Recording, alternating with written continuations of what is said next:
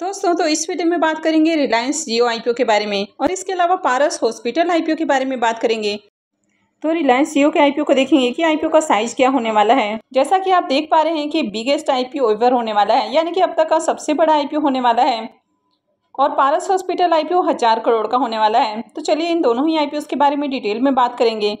तो इससे पहले कि मैं वीडियो को शुरू करूं, अगर आप इस चैनल पर पहली बार विजिट कर रहे हैं या फिर आपने चैनल अब तक सब्सक्राइब नहीं किया है तो चैनल को सब्सक्राइब कर लें और वीडियो को भी लाइक कर दें। तो पहले बात कर लेते हैं पारस हॉस्पिटल आईपीओ के बारे में। तो ये एक हॉस्पिटल चेन वाली कंपनी है। तो इंडिया के कई सारे स्टेट्स के अंदर इसके हॉस्पिटल आपको देखने को मिल जाते हैं और ये जो कंपनी है ये 1000 करोड़ का आईपीओ लाने का प्लान कर रही है। इस कंपनी का नाम है पारस हेल्थ केयर प्राइवेट लिमिटेड और ये एक हॉस्पिटल चेन वाली कंपनी है जो कि आपको नॉर्थ इंडिया के अंदर काम करती हुई देखने को मिल रही है, यानी कि इनके जो हॉस्पिटल्स हैं वो नॉर्थ इंडिया के अंदर हैं। तो ये कंपनी आईपीओ लाने के लिए इन्वेस्टमेंट बैंकर्स और लॉयर वगैरह से बात कर रही है, यानी कि आईपीओ से रिलेटेड जो तैयारियां हैं वो इनिशियल स्टेज के ऊपर आपको देखने को मिल रही है। तो सोर्सेज की ओर से जो खबरें निकल कर आ रही हैं तो उसके अनुसार आईपीओ 1000 करोड़ का होने वाला है। तो इसमें से करीब 800 करोड़ रुपये का यहाँ पर आपको ऑफर फॉर सेल देखने को मिल सकता है, यानी कि जो हॉस्पिटल चेन आपको देखने को मिल रहा है तो इसमें जो पुराने इन्वेस्टर्स हैं तो उनकी ओर से शेयर सेल किए जा सकते हैं, यानी कि 800 करोड़ का करीब ऑफर फॉर सेल हो सकता है। तो आईपीओ के जरिए जो इसके एग्जिस्टिंग शेयर होल्डर्स हैं, जैसे कि यहाँ पर आपको क्रेडिटर देखने को मिल रहा है, वे पूरे के पूरे अपने स्टॉक को सेल करने वाले हैं, यानी कि उन्होंने पहले 2017 के अंदर ही इन्वेस्टमेंट किया था और अब हाई प्राइस के ऊपर इसको भुनाने की कोशिश में है, यानी कि आईपीओ में ऑफर फॉर सेल रहेगा तो उसमें क्रेडिटर के द्वारा अपनी हिस्सेदारी को सेल की जा रही है। तो कंपनी आईपीओ लाने के लिए कई सारे इन्वेस्टमेंट बैंकर्स के साथ बात कर रही है और अगले कुछ ही वीक में कंपनी अपने आईपीओ के लिए सेबी के पास अपना डीआरएस फाइल कर सकती है। तो सोर्सेज की ओर से ऐसा देखने को मिल रहा है कि कंपनी की जो वैल्यूएशन है वो 3.5 से 4000 करोड़ या इससे भी ज़्यादा का हो सकता है और कंपनी की जो वैल्यूएशन है वो स्ट्रक्चर ऑफ डील्स के अकॉर्डिंग तय की जाएगी। तो पारस हॉस्पिटल के अंदर इसका जो इन्वेस्टर है, जो कि आपको क्रेडिटर देखने को मिल रहा है, इन्होंने 2017 में 275 करोड़ रुपए इन्वेस्ट किया था, यानी कि इनका कंपनी के अंदर 25% का स्टेक है और कंपनी अपना इंटायर स्टेक सेल करने वाली है, यानी कि 25% की जो पूरी की पूरी हिस्सेदारी है वो सेल की जाएगी। तो मनी कंट्रोल की ओर से आईपीओ को लेकर पारस हेल्थ केयर और क्रेडिटर को ईमेल किया गया है, लेकिन अब तक इनकी ओर से कोई भी रिस्पॉन्स नहीं आया है। तो इस हॉस्पिटल चेन वाली कंपनी का फोकस पूरी तरह से नॉर्थ इंडिया के अंदर है। तो इन्होंने सबसे पहले 2006 में गुरुग्राम के अंदर अपना एक हॉस्पिटल ओपन किया था और वहीं से अपने बिजनेस की शुरुआत की थी। तो कंपनी के अभी 7 मल्टी सुपर स्पेशलिटी हॉस्पिटल हैं जो कि आपको पारस हेल्थ केयर ब्रांड के नाम से देखने को मिलते हैं और इनकी कैपेसिटी 1700 बेड्स की है।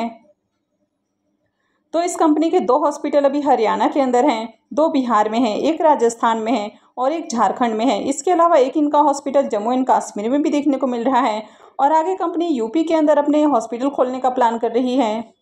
तो पारस हॉस्पिटल के रेवेन्यू के अंदर 17% की जंप देखने को मिली है, यानी कि फाइनेंशियल 22 में इसका जहां रेवेन्यू 780 करोड़ था वो फाइनेंशियल 23 के अंदर बढ़ के 918 करोड़ देखने को मिला है। तो ईयर ऑन ईयर कंपनी के रेवेन्यू के अंदर जंप देखने को मिली है। तो इनके हॉस्पिटल में क्रिटिकल डिजीज का ट्रीटमेंट किया जाता है। तो इनके टोटल रेवेन्यू का करीब 17% कैंसर केयर विंग से आता है, वहीं पर ऑर्थोपेडिक्स एंड जॉइंट रिप्लेसमेंट से करीब 14% का रेवेन्यू आता है, कार्डियोलॉजी से 11% और न्यूरोसर्जरी से 9% का करीब रेवेन्यू आता है। तो ये जो सेगमेंट आपको देखने को मिले हैं तो इनसे टोटल रेवेन्यू का 52% रेवेन्यू जनरेट होता है और इस जो 48% का रेवेन्यू है वो अलग अलग इनके सेगमेंट से आता है, जैसे कि न्यूरोलॉजी है, नेफ्रोलॉजी है, गैस्ट्रोएंटरोलॉजी है। तो इस तरह के और भी कई सारे जो विंग्स हैं तो वहाँ से इनका बाकी का रेवेन्यू आता है। इंडियन स्टॉक मार्केट में हाल ही में लिस्ट कुछ हॉस्पिटल चेन वाली कंपनियों के बारे में बात की जाए तो जीपीटी हेल्थ केयर आईपीओ फरवरी में आया था और 525 करोड़ का ये आईपीओ था।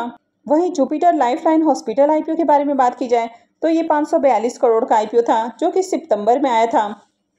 इसके अलावा अर्ली जुलाई के अंदर बात की जाए तो यथार्थ हॉस्पिटल आईपीओ आया था जो कि 686 करोड़ का था और नवंबर 2022 के अंदर आपको ग्लोबल हेल्थ केयर आईपीओ आते हुए देखने को मिला था जो कि 2206 करोड़ का था। तो चलिए बात कर लेते हैं रिलायंस जियो आईपीओ के बारे में।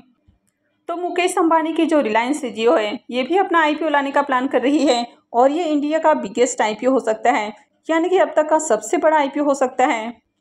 तो इससे पहले अब तक का जो सबसे बड़ा आईपीओ है वो एलआईसी का आईपीओ था जो कि 21,000 करोड़ का था। और जो रिलायंस जियो का आईपीओ है ये इससे भी बड़ा आईपीओ होने वाला है।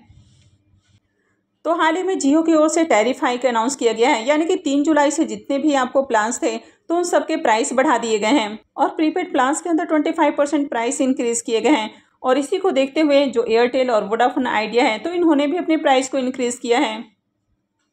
तो कंपनी की ओर से जिस तरह प्राइसेस को हाई किए गए हैं और मोनेटाइजेशन के ऊपर इनका फोकस देखने को मिला है, यानी कि जो 5G अनलिमिटेड बेनिफिट था तो उसको बंद करके अब प्रीमियम प्लान लाए गए हैं। तो जिस तरह से कंपनी अपने टैरिफ प्लान्स को हाइक कर रही है और मोनेटाइजेशन के ऊपर कंपनी का फोकस देखने को मिल रहा है, तो जल्द ही कंपनी अपना आईपीओ लाने का प्लान कर रही है।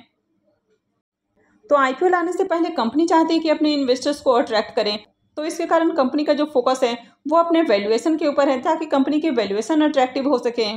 तो इसके चलते कंपनी की ओर से टैरिफ प्लान को हाइक किया गया है और मोनेटाइजेशन के ऊपर भी फोकस किया जा रहा है। तो रिलायंस जियो आईपीओ के रिलेटेड जो भी आपको खबरें देखने को मिल रही हैं ये रिपोर्ट्स के द्वारा देखने को मिल रही हैं। अब तक आईपीओ से रिलेटेड कोई भी अनाउंसमेंट नहीं हुए हैं और इसका जो अनाउंसमेंट है वो एजीएम के अंदर लिया जा सकता है।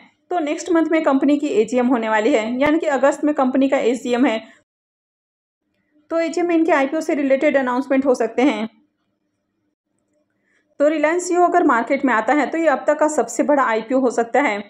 तो एग्जिस्टिंग रूल्स के हिसाब से देखा जाए तो जो भी 1 लाख करोड़ की कंपनी होती है या उससे ज़्यादा की होती है तो वे अगर आईपीओ अपना लेकर आती है तो उनको अपनी कम से कम 5% की हिस्सेदारी सेल करनी होती है।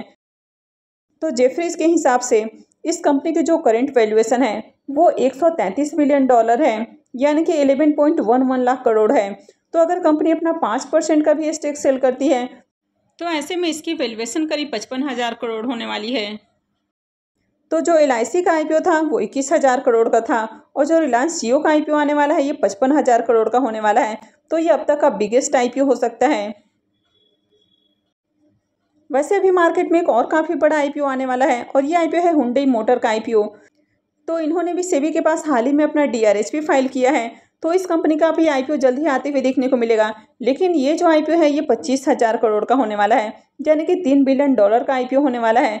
तो ऐसे में जो रिलायंस जियो का आईपीओ है वो 55,000 करोड़ का है। तो इसका मतलब है कि रिलायंस जियो का आईपीओ सबसे बड़ा आईपीओ रहने वाला है। तो जो रिलायंस जियो का आईपीओ आएगा तो हो सकता है कि उसमें शेयर होल्डर कोटा देखने को मिलेगा। हो सकता है कि जिनके पास भी रिलायंस के शेयर्स हों उनको जियो कम्युनिकेशंस के भी शेयर्स मिलेंगे। तो इससे पहले आपने देखा कि जियो फाइनेंशियल आईपीओ के जरिए मार्केट में लिस्ट हुआ, तो जिनके पास भी पहले से रिलायंस के शेयर थे तो उनको जियो कम्युनिकेशंस के भी शेयर्स दिए गए हैं। तो हो सकता है कि यहाँ पर भी आपको सेम चीज़ें देखने को मिल जाए, लेकिन अभी कंपनी की ओर से कुछ भी अनाउंसमेंट नहीं हुआ है। तो जैसे आगे कोई भी अनाउंसमेंट होता है तो मैं भी आपको अपडेट कर दूंगी। तो आगे भी इसी तरह की और भी अपडेट से जुड़े रहने के लिए चैनल से जुड़े रहें और चैनल को सब्सक्राइब करके रखें। और अगर आपने इस वीडियो को अब तक लाइक नहीं किया है तो वीडियो को भी लाइक कर दें। और वीडियो को अंत तक देखने के लिए आप सबका बहुत बहुत धन्यवाद।